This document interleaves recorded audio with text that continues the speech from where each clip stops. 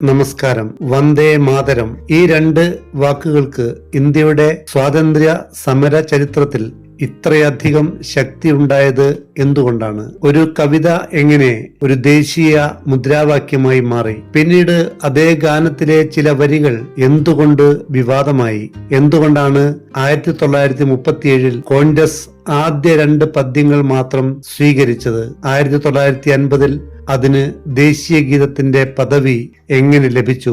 ഇപ്പോൾ 2026 വീണ്ടും 6 പദ്യങ്ങളും ആലപിക്കണമെന്ന പുതിയ പ്രോട്ടോകോൾ വന്നതോടെ എന്തുകൊണ്ടാണ് പഴയ വിവാദം വീണ്ടും ഉയർന്നത്? പുതിയ നിയമം എന്താണ് പറയുന്നത്?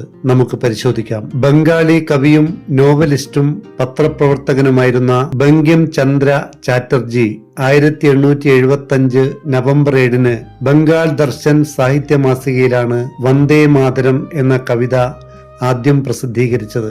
1882 അദ്ദേഹം പ്രസിദ്ധീകരിച്ച ആനന്ദമഠം എന്ന നോവലിൽ ആ ബംഗാളി കവിത ഉൾപ്പെടുത്തി. ഏതാണ്ട് അതിനും 100 വർഷം മുമ്പ് 1770കളിൽ ബംഗാളിൽ ഈസ്റ്റ് ഇന്ത്യ കമ്പനിക്കെതിരെ സന്യാസി ഫക്കീർ കലാപം ഉണ്ടായിരുന്നു. അതിന്റെ പശ്ചാത്തലത്തിലാണ് ഒരു നൂറ്റാണ്ടിന് ശേഷം ആനന്ദമഠം എന്ന നോവൽ എഴുതപ്പെട്ടത്. ആനന്ദമഠത്തിലെ വിപ്ലവകാരികളായ സന്യാസിമാരുടെ ദേശഭക്തിയും മാതൃഭൂമിയോടുള്ള സമർപ്പണവും പ്രകടിപ്പിക്കുന്ന ഗാനമായാണ് നോവലിൽ വന്ദേ മാതരം ഉപയോഗിച്ചത്. കവിതയുടെ കേന്ദ്ര സങ്കല്പം വളരെ ലളിതമാണ്. മാതൃഭൂമി അമ്മയാണ്. അമ്മയെപ്പോലെ നാടിനെയും സ്നേഹിക്കുകയും വണങ്ങുകയും വേണം. 1896 കൽക്കത്ത കോൺഗ്രസ് സമ്മേളനത്തിൽ മഹാകവി ടാഗോർ ആ കവിത ആലപിച്ചു. 1905 വന്ദേ മാതരം ബംഗാൾ വിഭജനത്തിനെതിരായ സ്വദേശി പ്രസ്ഥാനത്തിന്റെ പ്രധാന മുദ്രാവാക്യമായി മാറി. കുപിതരായ ബ്രിട്ടീഷുകാർ വന്ദേ മാതരം പൊതുവേദിയിൽ ആലപിക്കുന്നത് ക്രിമിനൽ കുറ്റമായി കണക്കാക്കി. അത് പാടിയതിന്റെ പേരിൽ പലരെയും ജയിലിലടച്ചു. 1937 വന്ദേ മാതരം വീണ്ടും വിവാദ വിഷയമായി. ആദ്യത്തെ 2 സ്റ്റാൻസകളിൽ ആർക്കും എതിർപ്പുണ്ടായിരുന്നില്ല. അതിൽ പ്രകൃതി സൗന്ദര്യമാണ് പ്രധാനമായും വരുന്നത്. ജലസമൃദ്ധമായ നാട്, ഫലസമൃദ്ധമായ നാട്, പച്ചപ്പാർന്ന വയലുകൾ, നിലാവുള്ള രാത്രികൾ, പൂക്കളും മരങ്ങളും, മധുരമായി സംസാരിക്കുന്ന അമ്മ. ഇവിടെയൊന്നും പ്രത്യേക മതവിഭാഗത്തെ സൂചിപ്പിക്കുന്ന ദേവതാരൂപങ്ങളില്ല. എന്നാൽ തുടർന്നുള്ള ഭാഗങ്ങളിൽ ഹിന്ദു ദേവതകളായ ദുർഗയെയും സരസ്വതിയെയും ലക്ഷ്മിയെയും സ്തുതിക്കുന്ന ഭാഗങ്ങളുണ്ട്. അത് അഹിന്ദുക്കൾ ആലപിക്കുന്നതിലെ അനൗചിത്യം ചിലർ ചൂണ്ടിക്കാട്ടി. ഇക്കാര്യം പഠിച്ച് റിപ്പോർട്ട് സമർപ്പിക്കാൻ 1937 കോൺഗ്രസ് പ്രവർത്തക സമിതി ഒരു സബ് കമ്മിറ്റിയെ ചുമതലപ്പെടുത്തി. സുഭാഷ് ചന്ദ്രബോസ്, ജവഹർലാൽ നെഹ്റു, മൗലാന അബുൽ കലാം ആസാദ്, ആചാര്യ നരേന്ദ്ര ദേവ് എന്നിവരായിരുന്നു അംഗങ്ങൾ. സുഭാഷ് ഇക്കാര്യത്തിൽ ടാഗോറിന്റെ അഭിപ്രായം തേടി. വന്ദേ മാതരത്തെ കുറിച്ച് തന്റെ അഭിപ്രായങ്ങൾ വ്യക്തമാക്കിക്കൊണ്ട് ടാഗോർ സുഭാഷിന് ഇങ്ങനെ എഴുതി: ദുർഗാസ്തുതിയാണ് വന്ദേ മാതരത്തിന്റെ കേന്ദ്ര ആശയം. ഒരു തർക്കത്തിനും സാധ്യതയില്ലാത്ത വിധം വ്യക്തമാണ് അത്. കവിതയുടെ അവസാനമെത്തുമ്പോൾ ദുർഗയും ബംഗാളും വേർതിരിച്ചെടുക്കാൻ കഴിയാത്ത വിധത്തിൽ ഒന്നാണ് എന്ന പോലെ ബങ്കിം ചന്ദ്ര ചാറ്റർജി ചിത്രീകരിക്കുന്നുണ്ട് എന്നത് ശരി തന്നെ. പക്ഷേ 10 കൈയുള്ള ദുർഗയെ രാഷ്ട്രമായി കണ്ട് ദേശഭക്തിയോടെ ആരാധിക്കാൻ ഒരു മുസൽമാനും സാധ്യമാവില്ല. ആനന്ദമഠം എന്ന നോവൽ ഒരു സാഹിത്യ സൃഷ്ടിയാണ്. അതുകൊണ്ട് തന്നെ വന്ദേ മാതരം ആ പുസ്തകത്തിൽ ഉൾപ്പെടുത്തുന്നത് അനുയോജ്യം തന്നെ. പക്ഷേ എല്ലാ മതവിഭാഗങ്ങളും ഒന്നിക്കുന്ന സ്ഥലമാണ് പാർലമെന്റ്. അവിടെ ഈ ഗാനം ഉചിതമാവില്ല. ടാഗോറിന്റെ അഭിപ്രായം കൂടി പരിഗണിച്ച് ആദ്യത്തെ 2 സ്റ്റാൻസകൾ ദേശീയ ഗീതമായി അംഗീകരിക്കാമെന്നാണ് സബ് കമ്മിറ്റി ശുപാർശ ചെയ്തത്. ഗാന്ധിജിയും അത് അംഗീകരിച്ചു. ഇത് സംബന്ധിച്ച് നെഹ്റു സുഭാഷിന് എഴുതിയ കത്തും ലഭ്യമാണ്. ആനന്ദ മഠത്തിന്റെ ഇംഗ്ലീഷ് പരിഭാഷ മനസ്സിലാക്കാൻ ഡിക്ഷണറി ഉപയോഗിക്കേണ്ടി വന്നു എന്നും ആ കത്തിൽ പറയുന്നു. 1950 ജനുവരി 24 കോൺസ്റ്റിറ്റ്യൂവന്റ് അസംബ്ലി വന്ദേ മാതരം ഭാരതത്തിന്റെ ദേശീയ ഗീതമായി അംഗീകരിച്ചു. സംഗീതജ്ഞൻ യദുനാഥ് ഭട്ടാചാര്യയാണ് അതിന് ആദ്യം ഈണം പകർന്നത്. പിന്നീട് ടാഗോർ മുതൽ ധാരാളം ആളുകൾ വന്ദേ മാതരത്തിന് ഈണം നൽകിയിട്ടുണ്ട്. 1997 AR റഹ്മാനും ഈണം പകർന്നു. ബംഗാളി സംഗീത പാരമ്പര്യമനുസരിച്ചായിരുന്നു ഭട്ടാചാര്യയുടെ സംഗീതം. എന്നാൽ 1990കളുടെ ആഗോള സംഗീത സംസ്കാരത്തിനനുസരിച്ച് താളവാദ്യങ്ങൾ, സ്ട്രിങ്സ്, ഗിറ്റാർ, സാക്സഫോൺ, കോറസ് തുടങ്ങിയവ ഉൾപ്പെടുത്തിയാണ് റഹ്മാൻ സംഗീതം പകർന്നത്. വന്ദേ മാതരം ഇപ്പോൾ എന്തുകൊണ്ട് വിവാദമായി എന്ന് നോക്കാം. വന്ദേ മാതരത്തിന്റെ 150ാം വാർഷികം ആഘോഷിക്കുകയാണിപ്പോൾ. അതിന്റെ ഭാഗമായി ചരിത്രത്തിലാദ്യമായി ഓഗസ്റ്റ് 15 ചെങ്കോട്ടയിൽ വന്ദേ മാതരം ആലപിക്കുകയുണ്ടായി. ശ്രദ്ധിക്കേണ്ട രണ്ട് കാര്യങ്ങൾ ഇവിടെയുണ്ട്. ഒന്ന്, കേന്ദ്ര ആഭ്യന്തര മന്ത്രാലയത്തിന്റെ പ്രോട്ടോകോൾ നിർദ്ദേശങ്ങളാണ്. മറ്റേത് പുതുതായി വന്ന നിയമമാണ്. ഇത് രണ്ടും രണ്ടാണ്. 2026 ഫെബ്രുവരി 6 കേന്ദ്ര ആഭ്യന്തര മന്ത്രാലയമാണ് വന്ദേ മാതരം ആലപിക്കുന്നതിന് ചില മാർഗനിർദ്ദേശങ്ങൾ വെച്ചത്. അത് ആലപിക്കുമ്പോൾ അവിടെയുള്ള എല്ലാവരും അറ്റൻഷന് നിൽക്കണം എന്ന് തുടങ്ങി പല കാര്യങ്ങളും അതിൽ പറയുന്നുണ്ട്. 6 സ്റ്റാൻസകളാണ് വന്ദേ മാതരത്തിനുള്ളത്. 3 മിനിറ്റും 10 സെക്കൻഡുമാണ് അത് ആലപിക്കാനുള്ള സമയം. പ്രസിഡന്റോ ഗവർണർമാരോ പങ്കെടുക്കുന്ന ഔദ്യോഗിക ചടങ്ങുകളിൽ 6 സ്റ്റാൻസകളും ആലപിക്കണം എന്നതാണ് പ്രോട്ടോകോൾ. രണ്ടാമത്തേത് നിയമമാണ്. എല്ലാ സ്റ്റാൻസകളും എല്ലാവരും പാടണമെന്ന് നിയമത്തിൽ പറയുന്നില്ല. വന്ദേ മാതരത്തെ അവഹേളിച്ചാൽ അല്ലെങ്കിൽ അത് ആലപിക്കുമ്പോൾ തടഞ്ഞാൽ 3 വർഷം തടവ് ശിക്ഷ ലഭിക്കാവുന്നതാണ് നിയമം. ബിൽ രാജ്യസഭയും ലോകസഭയും പാസാക്കിയതിനു ശേഷം ഓഗസ്റ്റ് 11 രാഷ്ട്രപതിയുടെ അംഗീകാരം ലഭിച്ചതോടെ നിയമമായി. അതോടെ വന്ദേ മാതരം ദേശീയ ഗാനത്തിന് തുല്യമായി. 2026 പുതിയ നിയമം ഓരോ പൗരനും വന്ദേ മാതരത്തിന്റെ 6 പദ്യങ്ങളും നിർബന്ധമായി പാടണമെന്ന് പറയുന്നില്ല.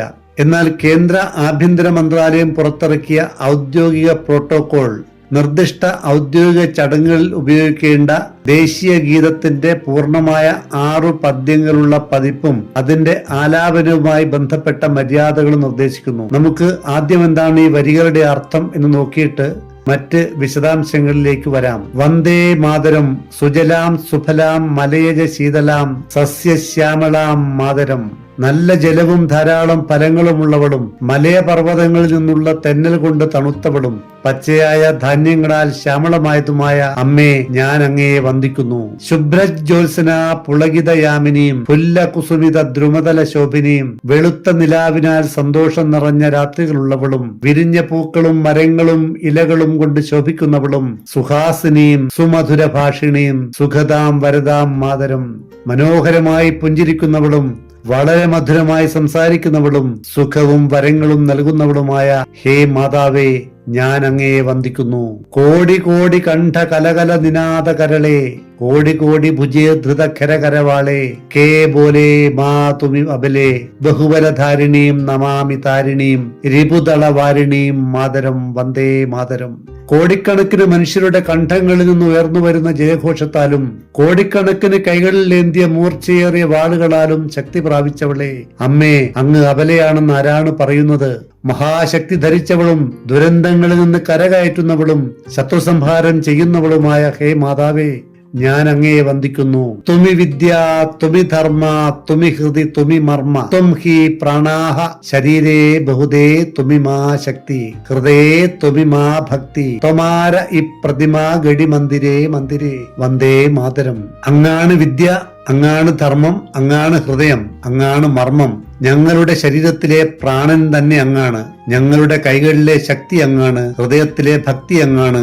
എല്ലാ ക്ഷേത്രങ്ങളിലും ഞങ്ങൾ പ്രതിഷ്ഠിക്കുന്നത് അങ്ങയുടെ വിഗ്രഹമാണ്. അമ്മേ, ഞാൻ അങ്ങയെ വന്ദിക്കുന്നു. ത്വം ഹി ദുർഗ ദശപ്രഹരണധാരിണി കമലാ കമലാദള വിഹാരിണി വാണി വിദ്യാദായിനി നമാമി ത്വാം. നമാമി കമലാം അമലാം അതുലാം സുജലാം സുഫലാം മാതരം വന്ദേ മാതരം. 10 കൈകളിൽ ആയുധങ്ങളേന്തിയ ദുർഗാദേവി അങ്ങാണ്. താമരപ്പൂവുകളിൽ വസിക്കുന്ന ലക്ഷ്മി ദേവിയും അങ്ങാണ്. വിദ്യ നൽകുന്ന സരസ്വതി ദേവിയും അങ്ങ് തന്നെയാണ്. പരിശുദ്ധയും സമാനതകളില്ലാത്തവളും കമലയുമായ അങ്ങയെ ഞാൻ വന്ദിക്കുന്നു. നല്ല ജലവും ഫലങ്ങളുമുള്ള അമ്മേ, ഞാൻ അങ്ങയെ വന്ദിക്കുന്നു. ശ്യാമളാം സരളാം സുസ്മിതാം ഭൂഷിതാം ധരണീം ഭരണീം മാതരം വന്ദേ മാതരം.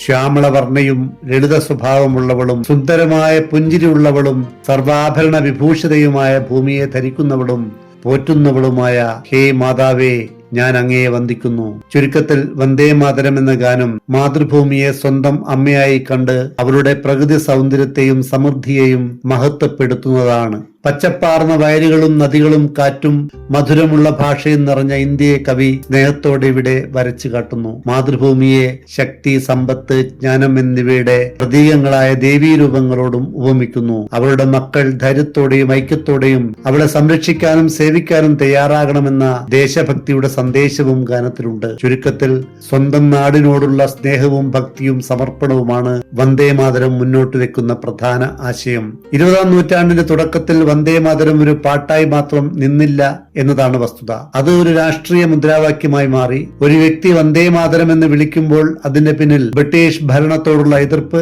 സ്വദേശിയുടെ പിന്തുണ, വിദേശ വസ്തുക്കളുടെ ബഹിഷ്കരണം, സ്വരാജ്യത്തിനുള്ള ആഗ്രഹം, മാതൃഭൂമിയോടുള്ള പ്രതിബദ്ധത എന്നിങ്ങനെ നിരവധി ആശയങ്ങൾ ഒത്തുചേർന്നു. വിദ്യാർത്ഥികൾ സ്കൂളുകളിലും കോളേജുകളിലും ഇത് മുദ്രാവാക്യമായി ഉപയോഗിച്ചു. സാധാരണ ജനങ്ങളുടെ ശബ്ദമായത് മാറി. ശ്രീ അരവിന്ദോ പോലുള്ള ദേശീയവാദികൾ വന്ദേ മാതരം ജനങ്ങളുടെ ദേശീയ ബോധമുണർത്തുന്ന ശക്തമായ ആഹ്വാനമായി കണ്ടു. പിന്നീട് ഇത് വിപ്ലവകാരികളുടെയും ദേശീയ പ്രസ്ഥാനങ്ങളുടെയും ഗാനമായി.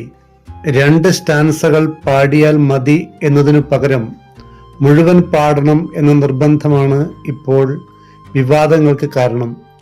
കേരളത്തിലും അത് വിവാദമായി. ഹർ ഘർ തിരങ്കയുടെ ഭാഗമായി സംഘടിപ്പിക്കുന്ന പരിപാടിയിൽ വന്ദേ മാതരം പാടുന്നത് സംബന്ധിച്ച് കേന്ദ്ര സർക്കാരിന്റെ നിർദ്ദേശം പൂർണ്ണമായി പാലിക്കണമെന്ന് കേരള ചീഫ് സെക്രട്ടറി വിശ്വനാഥ് സിൻഹ തദ്ദേശ വകുപ്പ് പ്രിൻസിപ്പൽ സെക്രട്ടറിക്ക് കത്ത് നൽകിയിരുന്നു. അത് സർക്കാർ തള്ളി. ലോക് ഭവൻ പറഞ്ഞിട്ടാണ് സർക്കുലർ അയച്ചതെന്ന് മന്ത്രി ഷംസുദ്ദീൻ വിശദീകരിച്ചെങ്കിലും അങ്ങനെയൊരു നിർദ്ദേശം നൽകിയിട്ടില്ല എന്ന് ലോക് ഭവൻ വ്യക്തമാക്കി. തമിഴ്നാട്ടിൽ വന്ദേ മാതരമല്ല, ആദ്യം തമിഴ് തായ്വാഴ്ത്താണ് ആലപിക്കുക എന്ന് തമിഴ്നാട് സർക്കാർ പ്രമേയം പാസാക്കിയിട്ടുണ്ട്. അതിനിടയ്ക്ക് മറ്റൊരു തമാശ പശ്ചിമ ബംഗാൾ മുഖ്യമന്ത്രി സുവേന്ദു അധികാരി കഴിഞ്ഞ ദിവസം പറഞ്ഞിട്ടുണ്ട്.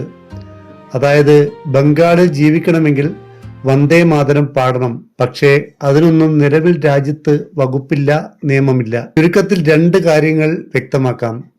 പുതിയ നിയമം ദേശീയ ഗീതമായ വന്ദേ മാതരത്തെ ദേശീയ ഗാനമായ ജനഗണമനയ്ക്ക് തുല്യമാക്കി.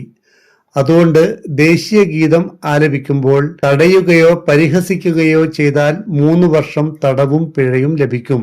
തടയാൻ പോയിട്ടില്ലെങ്കിൽ ഒരു കുഴപ്പവുമില്ല. രണ്ടാമത്തേത് 6 സ്റ്റാൻസകളും പാടണമെന്നതാണ്. അത് നിയമമല്ല, MHAയുടെ സർക്കുലറിൽ പറയുന്ന കാര്യമാണ്.